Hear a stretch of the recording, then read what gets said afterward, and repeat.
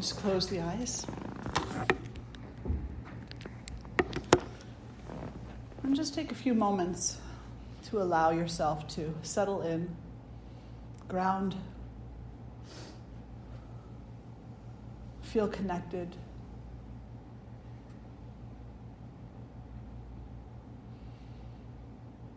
With each inhalation, know that you are receiving a very precious gift, the gift of life,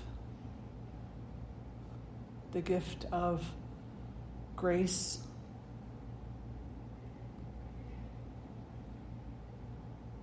the gift of existence.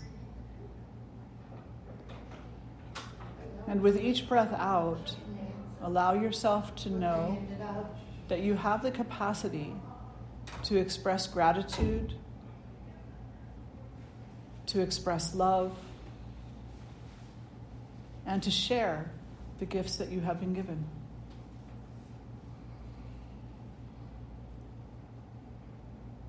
Breathing in, you are receiving a gift, and breathing out, you are sharing that gift.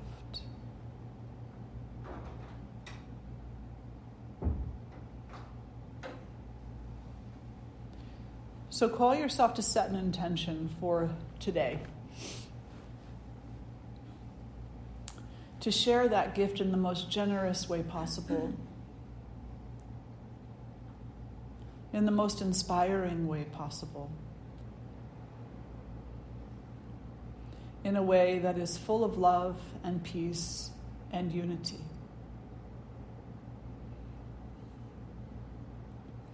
And draw the hands together in front of the heart. We'll lift our voices in one communal Om, and then I will share the invocatory mantras with you. Let's take a breath in.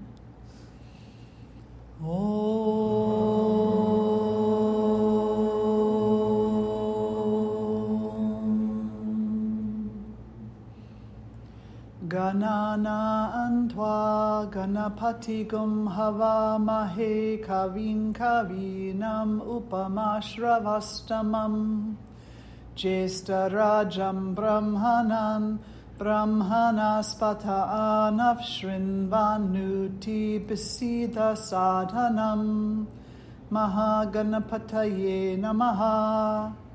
Prano Devi Saraswati Vajebhir Vajini Vati Dinama Vitriyavatu Ano Devo Brahataf Parvata Da Saraswati Ajata Gantu Yagnyam Havan Devi Jujushana Gritachi Shagmam Novacha Mushati Shrinotu Vagdevyai Namaha. And releasing the hands, fluttering the eyes open. And welcome, so good to see all of you today. Welcome to old friends and new friends, existing friends. What a beautiful community we have, yes? So today we can ask ourselves, what does it mean to be at peace with ourselves? What does it mean to walk through this life in a state of contentment? What does it mean to be peaceful? And a lot of times when people hear the teachings of yoga or Buddhism or any related topic that has to do with being peaceful, the ego goes passive, passive, passive, no passive, passive bad. Right? And then we say, I don't want to live a life of passivity. I don't want to live a life where I'm not enjoying myself. And so a lot of times this idea of walking through life peacefully, it gets a bad rap. It really does. You would think that teachers were asking their students to take up the robes and walk through life like Thich Nhat Hanh. And that's just not the truth. Well, maybe a little bit, but no, not really. The idea is to allow these beautiful teachers like Thich Nhat Hanh and Mother Amma to inspire you to walk a little more peacefully, to talk a little more compassionately, to see a little bit clearer, to think with more empathy, to exist with more awareness. You don't have to do it to the extent that they do, but when your time comes to do just that, you will, and there won't be an ounce of fear in you, because you'll understand it for the gift that it is, and there'll be no question about what you're losing in order to take up the path of peace, because you will understand that you are emphatically gaining everything. There's no such thing as loss in that situation. But the reality is that, and they even talk about this in the Bhagavad Gita, and so we'll put some numbers to it so it's easy to visualize. If there were 100,000 practitioners of yoga, 100,000 people stepped onto the mat to try yoga. Out of those 100,000 people, maybe 10,000 would come back again. Oh, yeah, right? So we're talking about a 10% recall, right? Just to come back to class again. Out of that 10,000 people, maybe 2,000 to 5,000 people will make it a lifelong practice where they will dive in deep and they will be open to the teachings and they will be open to the exploration, to the inquiry. And they will, to whatever varying degrees they're called to do, bring it to their life.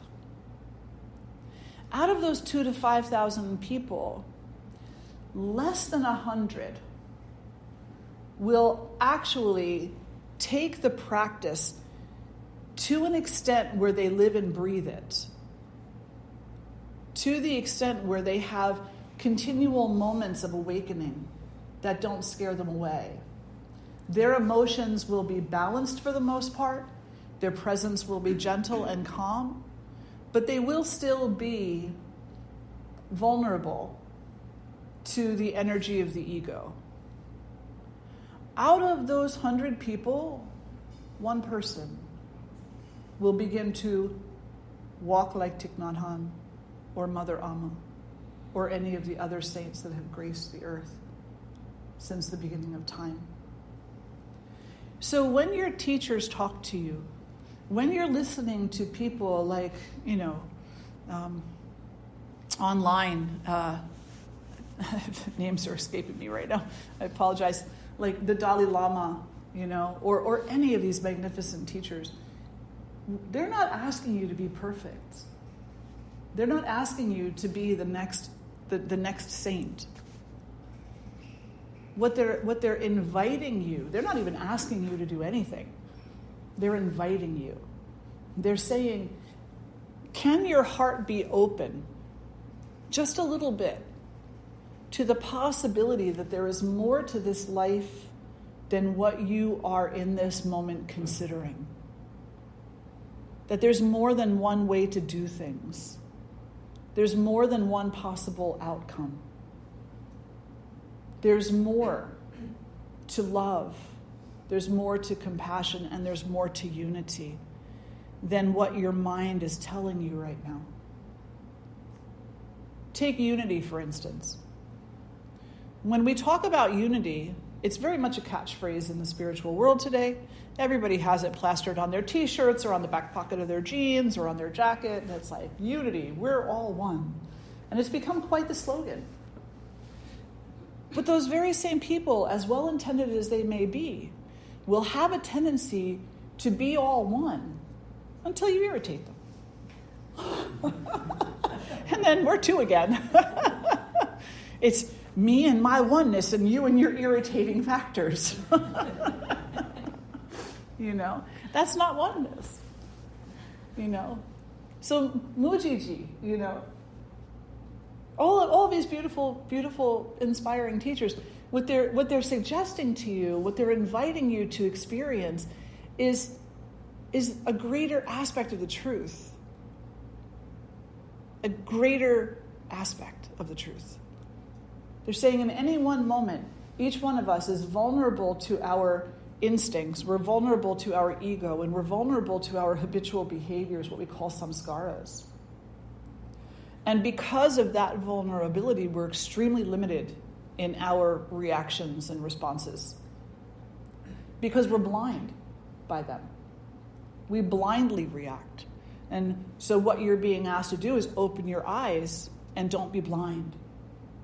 You may still react the same way, but know that you're doing it. And once you know that you're doing it, inevitably you will want to change that habit because you will recognize that it's not benefiting you or anybody else. So if there's a little tendency toward violence, a little tendency toward harshness and cruelness, once you see that, you will recognize it for what it is, and you will want to change it. Wanting to change it and changing it are two very different things. Wanting to change it but not knowing how, you will think, I got to change right now. And then 5 minutes from now, something else irritating will happen, and you will think you have failed miserably at the task of changing that behavior, whatever it was, and you'll throw your arms up in the air and say, I give. This is not possible for me. That's the ego playing tricks on you. Change is a continuous process. And the first step is acknowledgement that something must change. The second step is exploring how. And that takes time and investment and energy and willingness and curiosity. And then somewhere down the road, someone says to you, well, have you ever tried yoga, meditation, breathing practices? And you're like, well, no, I think I'll go to a class though and give it a shot because I really recognize that this tendency has to change and maybe that'll be the answer.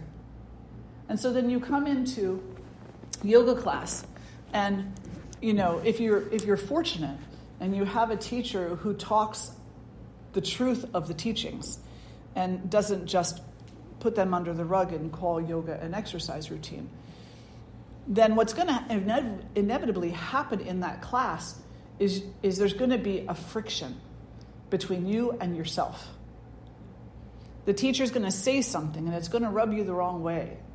Not the wrong way like she's being mean or he's being mean or cruel or something, but it's going to rub you the wrong way and that it's uncomfortable. It's uncomfortable to hear the truth.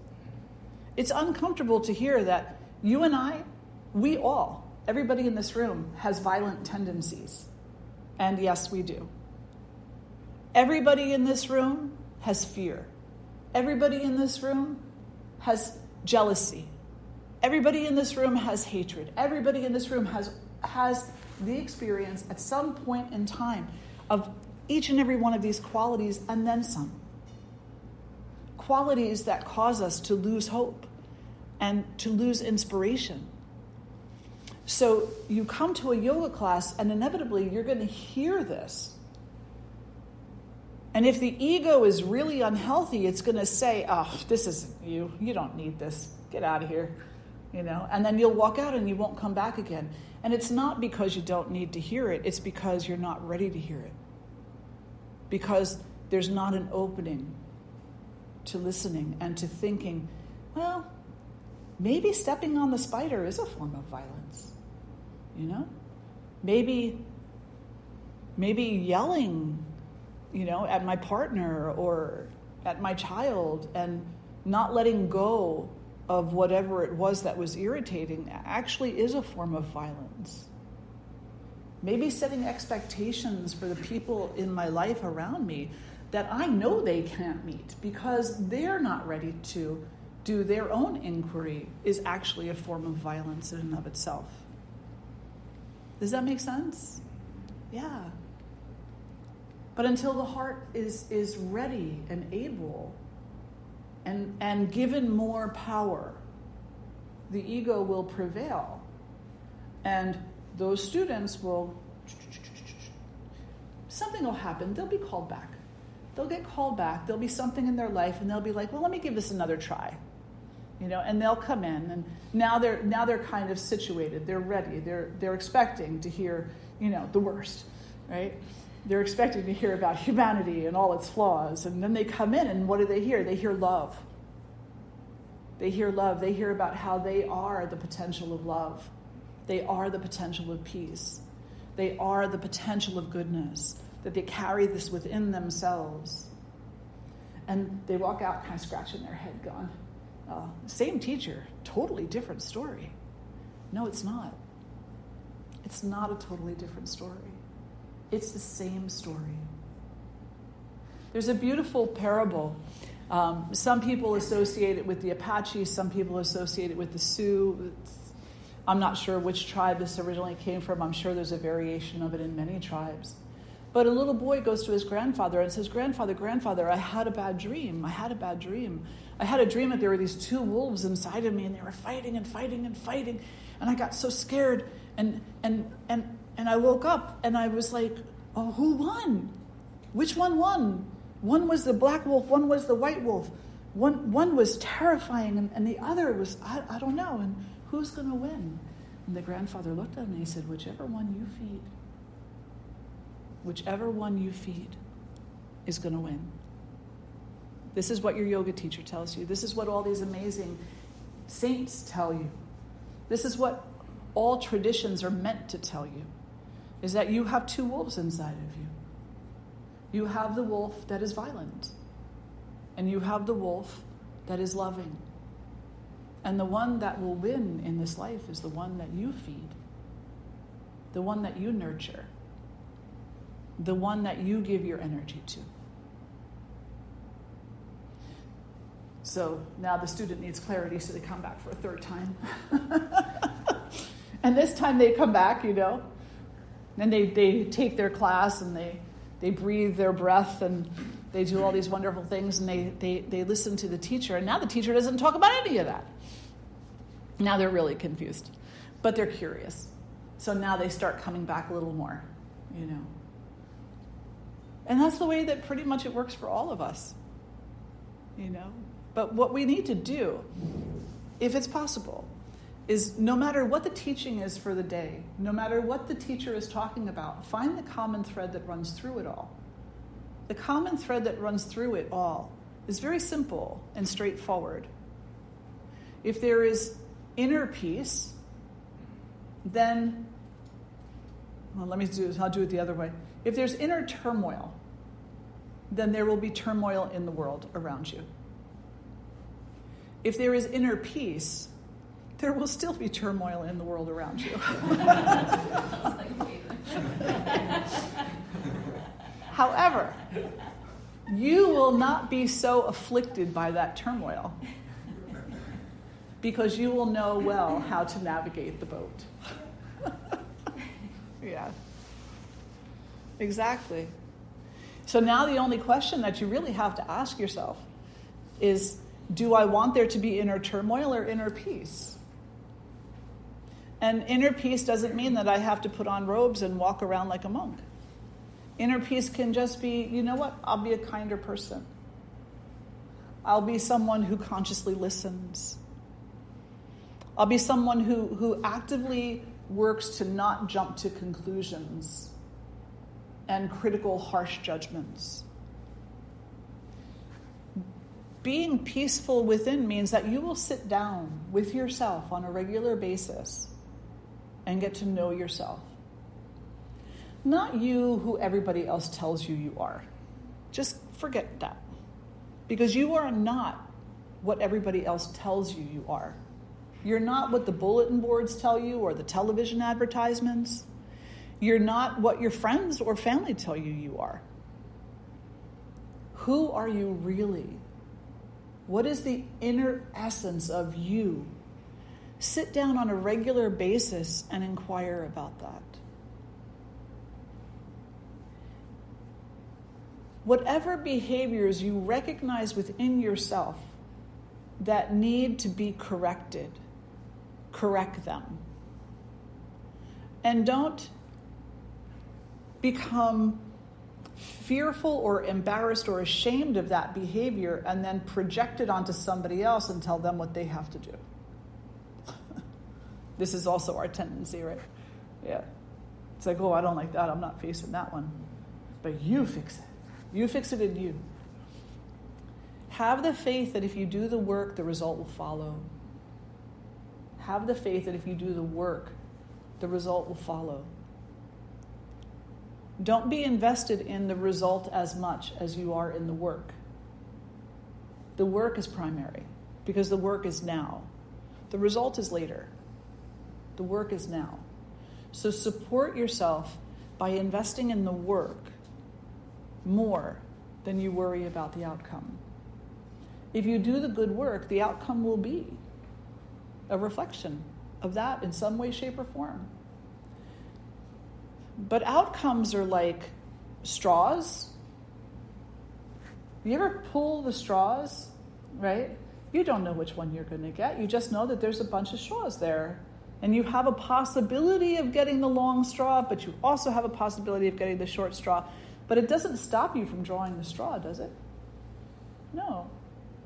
So no matter what the outcome is, don't let it stop you from doing the work. The work is necessary. The outcome will take care of itself. And the outcome is far more complicated than what we think it is. Because it's not just that, hey, today I decided to be a really good person and I gave away a bunch of stuff and I was nice to a bunch of people I'm usually mean to, and then this happens. I guess being good doesn't really matter. No, the outcome is based on karma. And karma is a very long trajectory of collections. Tchotchkes of behaviors after behaviors after behaviors. So many behaviors setting things in motion. It's really a complicated web. And we don't know for a fact that if you do something bad is going to happen to you, or if you do something good is going to happen to you. That's not accurate. That's not correct to say. Because every action has a consequence. And sometimes the best actions have the hardest, most challenging consequences. And sometimes the worst actions have beneficial consequences. So who are we to say? Instead of worrying about the outcome, invest yourself in the work. In the work of embracing the inner peacefulness that you carry. Embracing the inner goodness, embracing the inner love. Embracing these amazing qualities that have been gifted to you in this embodiment. Be curious about how far you can take them. You know, when I was younger, I had this old 1974 Malibu, which had a racing engine in it. And I used to be really curious how far I could push it. At that point in time, we still had street races. And so I don't know if anybody's familiar with New Jersey, but in New Jersey, there's a peninsula called Sandy Hook. And so, okay, it was fun then, not so proud of it now. Wouldn't like my kids doing it. But after dark, we'd go down to the peninsula and we'd get in through the gates, you know, we'd take our cars there. And we would drag race from one point of the peninsula to another. And we'd push it to see how far the car could go, right? I won fairly often. Yeah. Just throwing that in there. But isn't it funny how we'll push the car to see how far it can go? We'll push the conversation to see how far it can go. We'll push the person to see how far it'll go. We'll push our chances to see how far they go. And yet, we won't. We won't apply that same energy of curiosity and investment to our own inner peace, to see how far that can go, to our capacity to love, to see how far that can go. There's a teacher, and in this moment I'm not remembering who it is, Tomas might know though, who said, spirituality is, and I'm paraphrasing, spirituality is a radical undertaking. It's not for the the meek, the lighthearted, the ones who are a little bit afraid of investment. Spirituality is really radical. It's radical activism. It's activation of your own self. And it's the activation of all the gifts that you've been given. Let me love. Let me be peace. Let me be generous. Let me be truthful. And not in an egotistical way, but in a way that aligns with the greater teachings. Let me be so fully invested in the virtues, the yamas and the niyamas, that I live and breathe them day in and day out. And let me see what that does with my life, where that brings me to. Because you're investing in other things to see where they're going to bring you to. And most of those things aren't working out very well. That's your average person. That's where suffering comes from, right? We have an expectation. We attach ourselves to something in order to try to fulfill that expectation. But inevitably, 99.9% of the time, the expectation is not met. And then that's where the suffering comes from. So let's try something different. Let's say instead of investing in shopping, drugs, sex, alcohol, fame, fortune, corruption, fast cars, winning the race, let's invest in something different. Let's go inside and invest in the soul that has been placed into this body and see where we can take it to. And then maybe, with the grace of divinity, by the end of this life, you will want to walk like Thich Nhat Hanh. You will want to hug every person you come in contact with like Mother Amma. You will want to serve every person in front of you, regardless of their stature and status in this life. You will want to be peace walking through the world. And then something quite beautiful will happen. And you will stop wanting to. You will stop wanting to. And instead of wanting to, you will just be that. No want involved. It is who and what you really are. And you will recognize that as the most natural expression of your being. Because you see, when you want to do something, you are still in the phase of desire and longing and trying. It's still very much a battle. But at some point we get to the place of, I don't need to battle to be this because I am this. But we have to go through the battle first. It's necessary. Absolutely. Because we're human. Because we are carrying all of these unreconciled energies with us from past actions and behaviors. So we have to do the work of reconciliation. And the work of reconciliation is not any kind of an acknowledgement of having been a bad person or having been a good person. All it is saying, stepping on the spider hurt the spider and hurt everything associated with that spider, including myself. And I didn't have a right to do that. I had the ability to do it, but that doesn't mean I had the right to do it. To take something so precious as the life of another being, no matter how tiny and eight-legged that life is. So let me change myself. Let me change myself so that I don't make that mistake again. And instead I come into a place of honoring. Stay back 6 feet. If you don't like spiders, stay back 12 feet. But of honoring and letting it go its own way. Because I guarantee you, that little spider, it has no power over you. Not really. Not really. But you have all the power over it.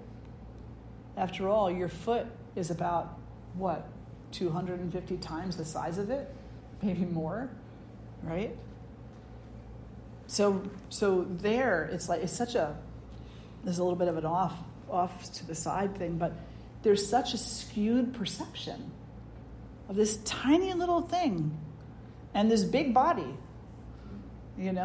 Like, can they inflict harm? Of course. Anything can.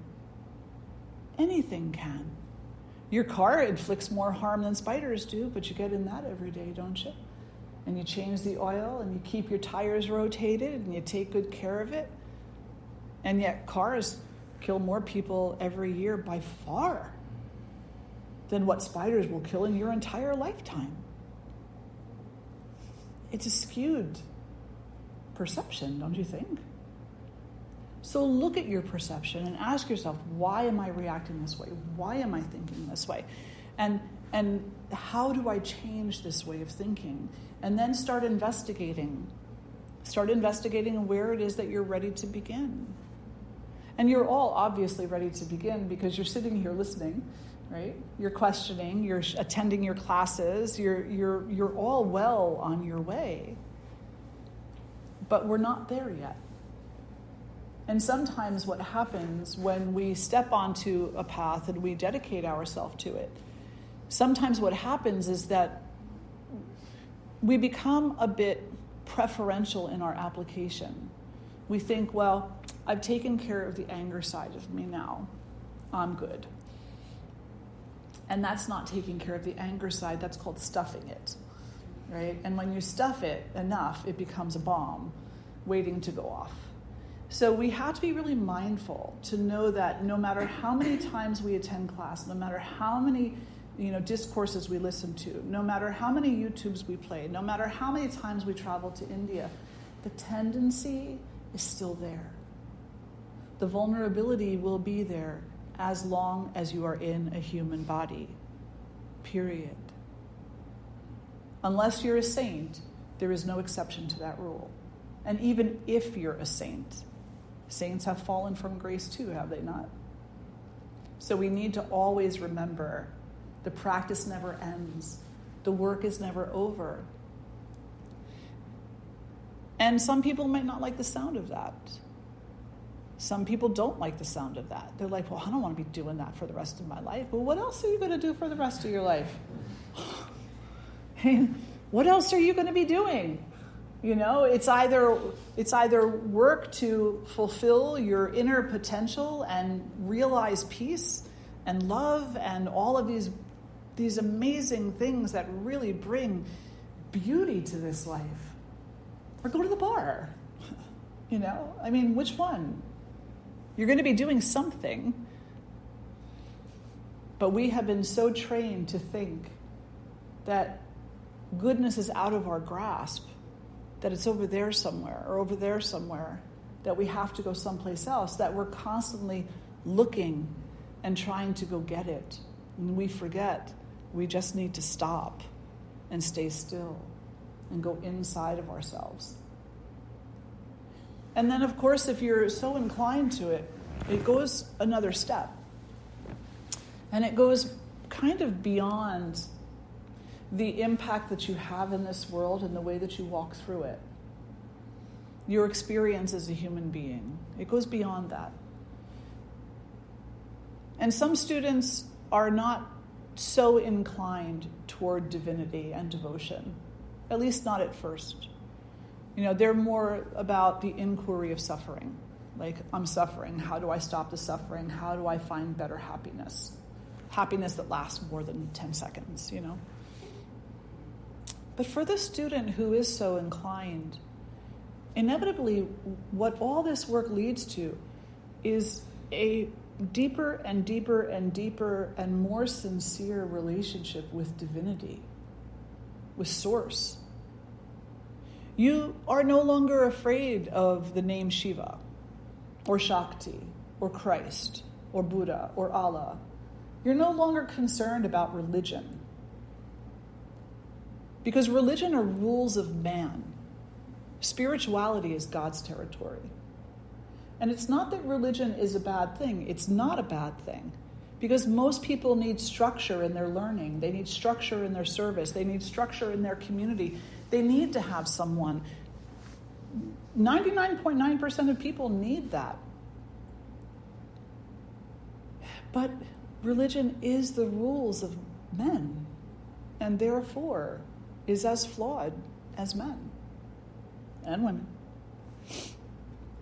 So we need to be mindful to ask ourselves what our goal is in all of this. Not that we're going to be so hyper-focused on the goal, but we do want to be honest with ourselves about what it is that we're seeking. I'm seeking greater happiness, but I'm open to the spirituality of it. Or I just don't want to suffer anymore, unnecessarily. And then someday down the road, you'll say, well, the suffering has diminished a little bit, and now I'm curious about the spirituality. So you end up there anyway. One way, shape, or another, whether it's this life or 10 lives down the road or 1,000 lives down the road, you'll end up there.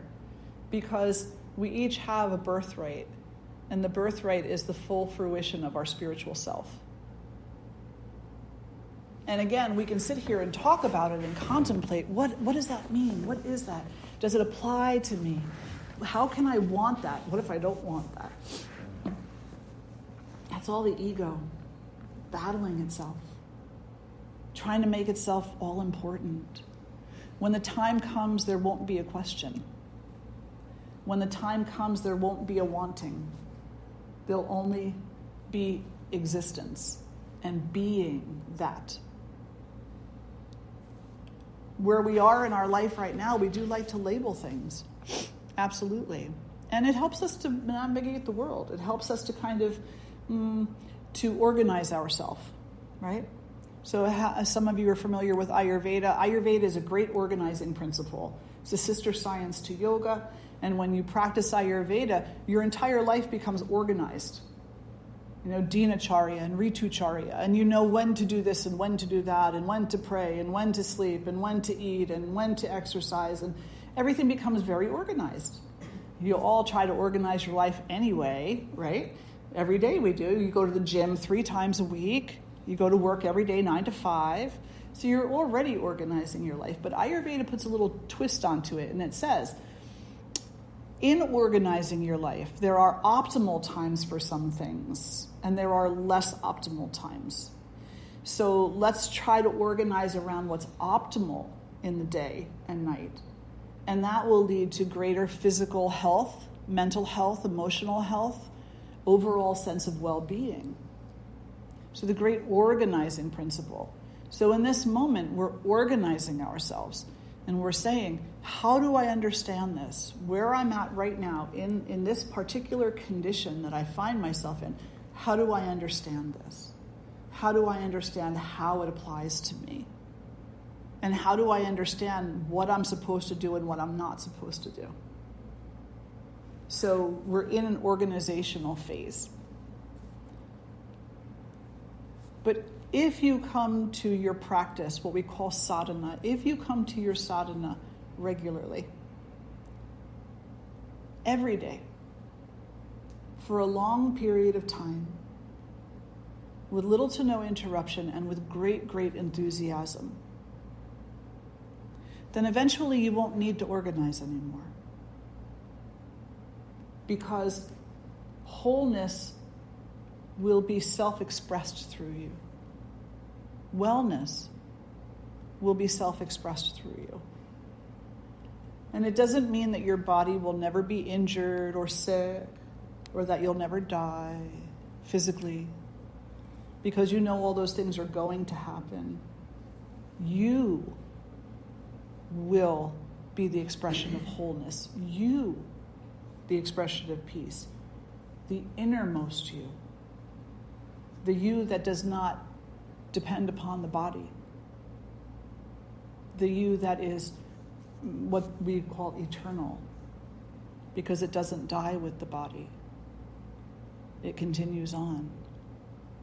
Yeah. So I know I've said a lot. I'll pause there. And I'll open it up for questions or comments. Before I do that, I would like to say, Thomas, hello. How are you today? So good to see you again, love.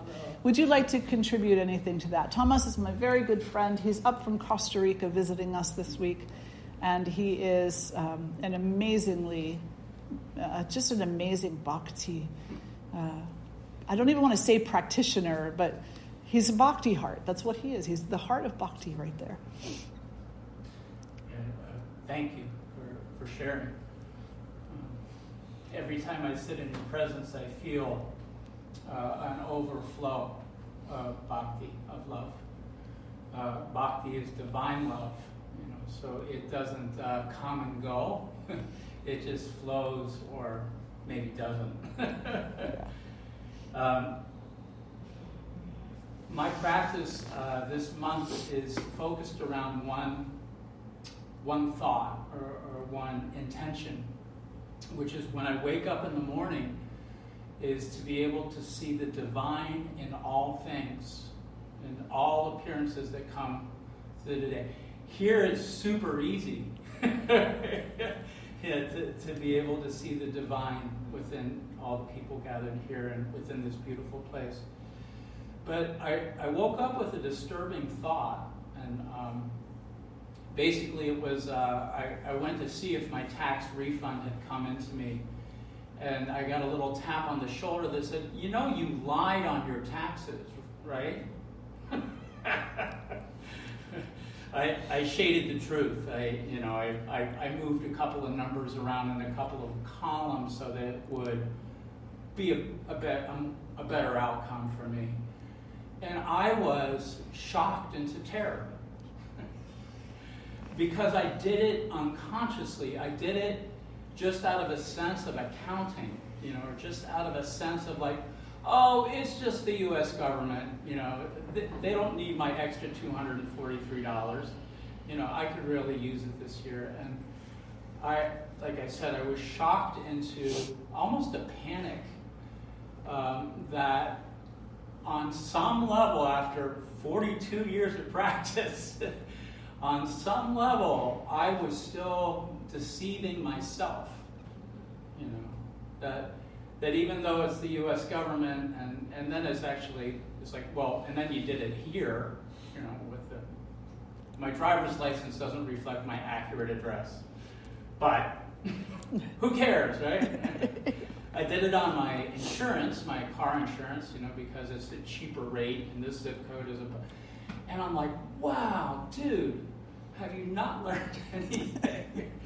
And the thing that is up for me to heal, or the thing that is up for me to allow, is why did I do all of these little shadings, white lies, if you will, all these minor deceptions? I paid my taxes, I drive safely with it.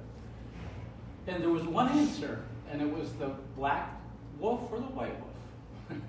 It came down to fear or love, and that on some level, fear still resonates within this being, and that I did these little shadings so that I would maybe feel safer, or maybe clever. And I'm better than that, damn it. And I think that the healing comes from an allowance and an acceptance of my human experience.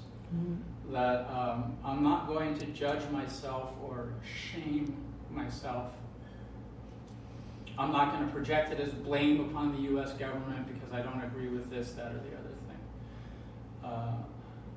I'm going to recognize that what feeding is what I give my attention to. So I can either give my attention to this darker, shadowy side of me that tries to manipulate the system or whatever. Or I can give my attention to the part of me that recognizes that I am still love. It was a call for love. It was a call for love. It was a lack of trust in the beneficence of the universe. And that I could recognize that call for love is not a sin. It would have a consequence, whatever. But that there's an innocence, that's contained within a call for love. Mm-hmm. And there are some really, really loud, shrieking, atrocious calls for love in the world. And that if I'm able to stay with the truth, okay, and trust in the truth that I live in a beneficent universe, okay, that love is stronger than fear, okay, that love has the capacity to heal fear, then I can go through these ebbs and flows, these little turbulences, and not lose my practice, not lose my focus, not lose my intention of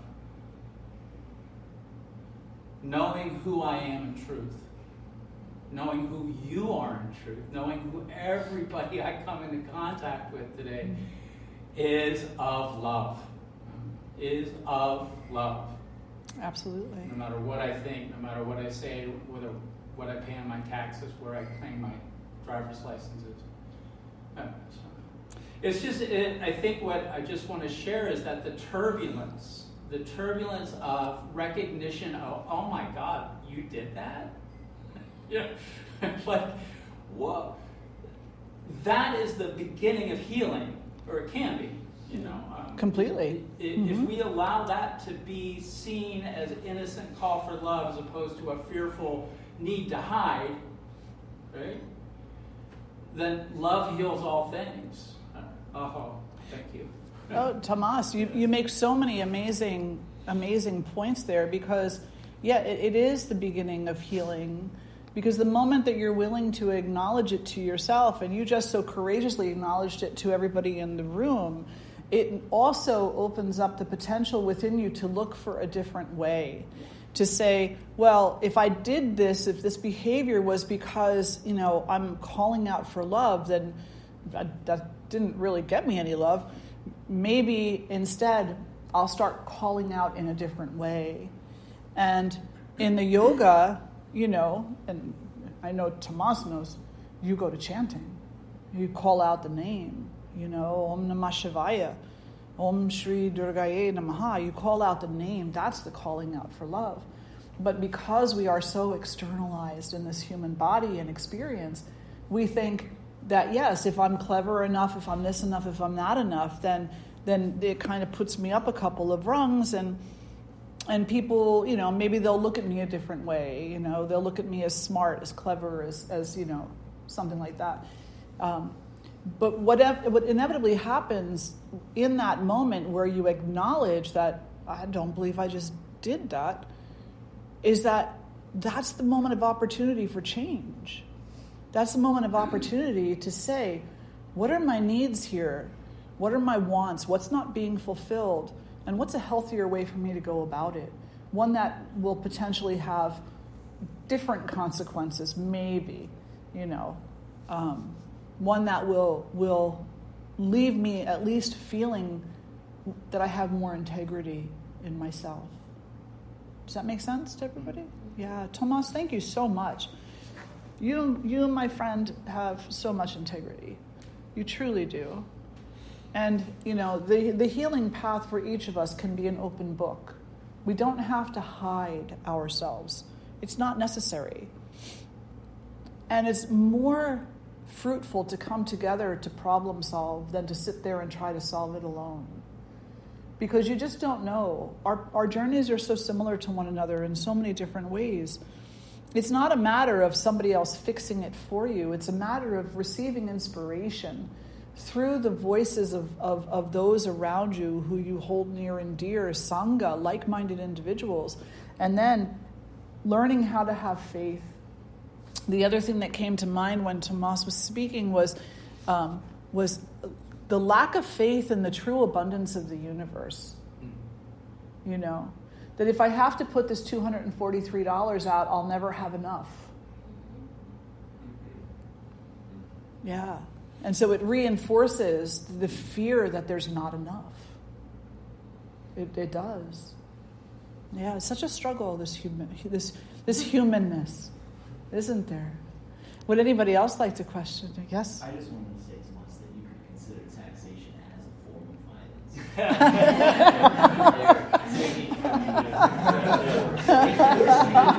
You responded with violence because taxation is is a form of kindness. That's all I want. We'll talk about that when I get back.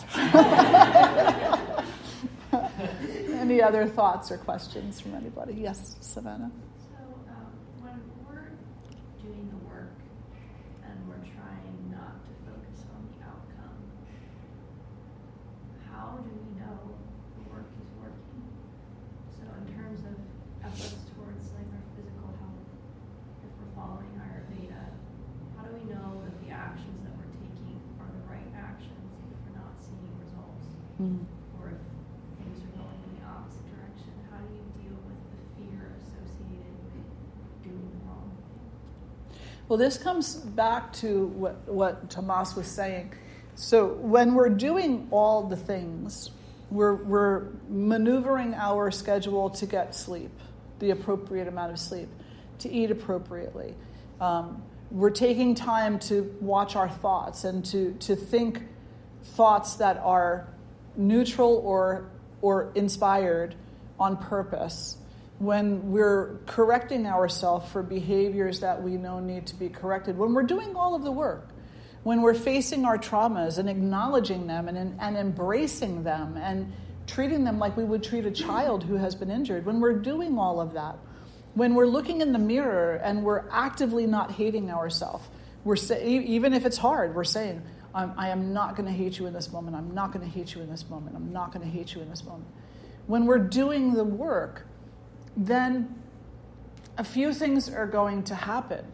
First is that it's going to be tough. It's going to cause friction. Because literally what you're doing is you're reversing yourself. You're reversing yourself, and to reverse yourself sometimes can be a really hard thing. Because you've got to kind of write over all of these other tendencies. But then you also need, or it's beneficial, it's helpful, supportive, to have faith. To have faith that, you know what, the actions that I'm taking part in now, right now, these are not harmful actions. So because they're not harmful actions, they are in fact doing something. But you may not see that this day, this month, this year, this lifetime. The actions that you take up in this life are not meant to heal the woes of your physical body. Maybe they will. But what they do is that they allow you, they empower you to come into a deeper, more profound relationship with your innermost self, which is not dependent upon the body. And so this is very common. We oftentimes objectify the body. And we say, well, if my body is healthy, if it's ripped, if I look good in my bathing suit, if I can climb the mountain, if we look at the body and we objectify it. And we say, well, if all of that's in place in my body, then I'm happy. No, because you will inevitably fall off the mountain, fall off the bicycle, drop a weight on your foot, get older, whatever. You'll have all these little anomalies that will happen to this physical body. But this physical body is not you. Definitely there's ties. Of course there are. There's karmic ties and there's other types of ties. But the body is not guaranteed to do anything except for be born, be maintained for a bit, and then pass on. The spirit is never born and never dies. It continues and continues.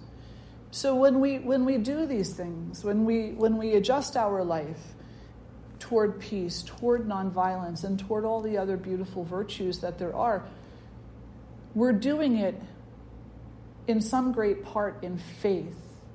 That while I may not see the effect in my physical body necessarily, depending upon whatever it is that I'm carrying there, but I know that it's good in my soul, in the spirit of me, in the center of me. It's good there. And how do you know that? You know that. If you close your eyes and go inside, away from the concerns of the body, away from the fear of not enough, then there'll be peace there. And these behaviors feed that peace, nourish it, and allow it to become to realize its strength, for you to realize its strength. And it also diminishes the wants of the ego. Because the ego will say, well, if it isn't working, if you know, you're not feeling great every day, then don't do it anymore. Yeah, right? It definitely does. That's a slippery slope, because you know if you go do the alternate, what's going to happen? Boy, you're going to feel like crap. Right? That's the truth of the matter. So here, you're nourishing yourself in so many different ways. There, you are depleting yourself on purpose. So stay with what is nourishing, and you will eventually, you will see a great outcome. But in the meantime, it's little outcomes here and there, little moments where you can breathe a little deeper, be a little less reactive, and be a little more loving. Yeah. It's a great question. Anybody else? Are we good? Yeah? Okay. Let's sit tall. Let's close the eyes. Take a breath in and a breath out.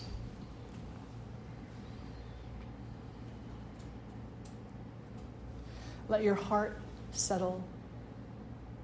Let your mind settle. Have love and compassion for the life experience of this body.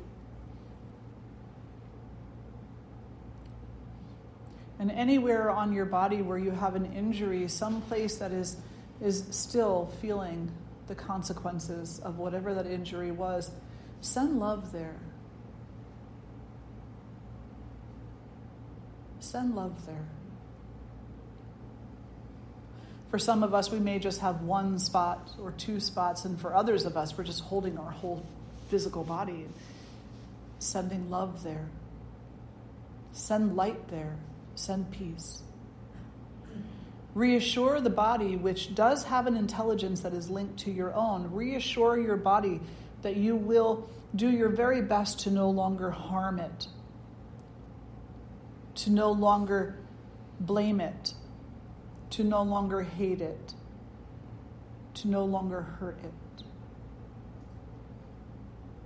Ask for its forgiveness.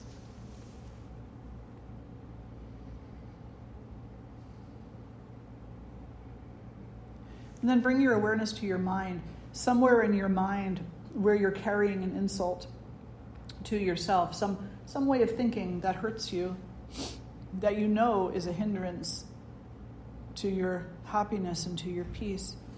Bring your awareness to that thought or those thoughts.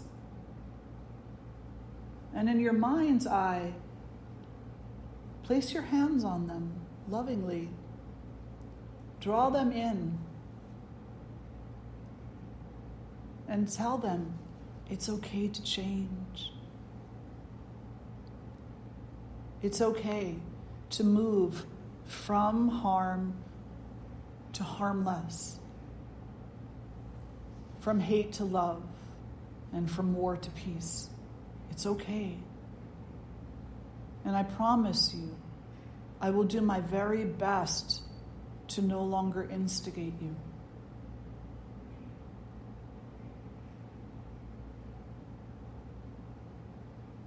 And then bring your mind to your heart, to the center.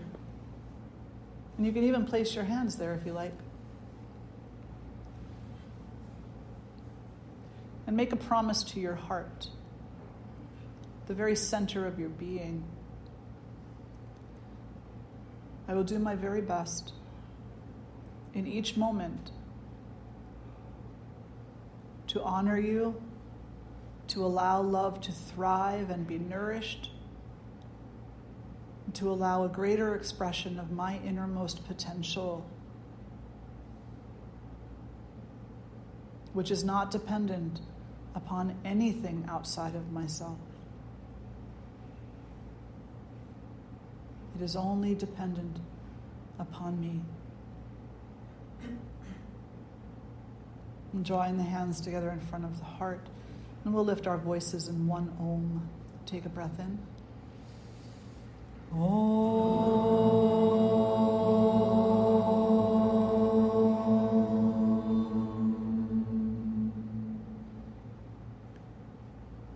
the head to the heart, acknowledging all beings everywhere. May all beings be peaceful and free from suffering. May my thoughts, words, and actions have something to do with that. Om, peace, peace, peace. Draw the face to center. Thank you all so much for being here today. So wonderful to gather with you. I hope you all have a beautiful and amazing day. Thank you. Have a safe trip. Thank you. Thank you. We head out about 3:30 today. So Dayananda will be here next week, and so he'll be teaching all the Sunday morning classes, and then I'll be back the week after. So, yeah. If you haven't had brunch yet, please do stop down and have some. They're just so amazing, aren't they? They really are. And a beautiful smile, right? It's like, yes, they are. They're so fantastic. And just give them some love and let them know that you deeply appreciate them. And I'll see you all soon. Thank you. Be well.